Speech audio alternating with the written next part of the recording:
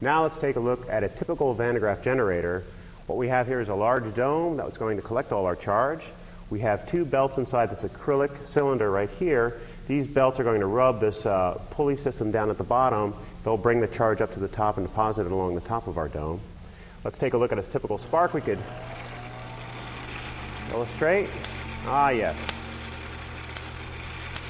You can see we get a nice violent spark from out of there, so it's collecting quite a lot of charge today.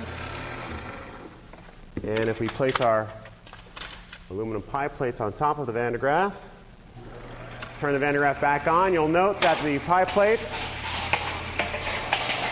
are rejected from the top of the Van de Graaff because as each one on the top picks up a charge, it then is repelled by the one right below it, which has a similar charge. If we use some material we call vermiculite up at the top of our Van de Graaff, we'll now take a look at the field lines coming from the Van de Graaff because as the vermiculite leaves the Van de Graaff, it will actually follow the field lines pretty closely. Let's take a look. Ah, yes. You can see that pretty well. If you were to follow those lines, you would see that those are actually pretty much close to what the field lines are coming from our Van de Graaff generator. Now let's take a look at somebody's hair. Now let me introduce a student named Joe Davison. Joe's right here. He's going to help us illustrate what happens to someone's hair as they hold on to the Van de Graaff when it's at potential. Joe, why don't you step up on our platform? Please put your hands on our Van de Graaff.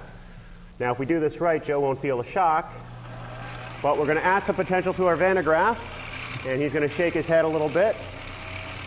And as the Van de Graaff builds up some potential, Joe's hair will also build up some potential as well as the rest of Joe. As he builds potential, his hair starts to separate from itself because the like charges want to escape from each other. You can see that his hair is expanding pretty nicely. Pretty darn good. Joe, you have perfect hair for this. Okay. Oh, wow. That's excellent. Now what we'll do is we'll turn our Van de Graaff off. Joe, stay right there, please. You'll note that Joe's hair stays charged and the potential stays on his hair and on the Van de Graaff. He has his hands still on there. Joe, if you could take your hands off. You'll note that Joe is still at potential because he's not at ground, and the potential still has no place to go but on his hair, so his hair still stays separated. The Van de Graaff is also still charged.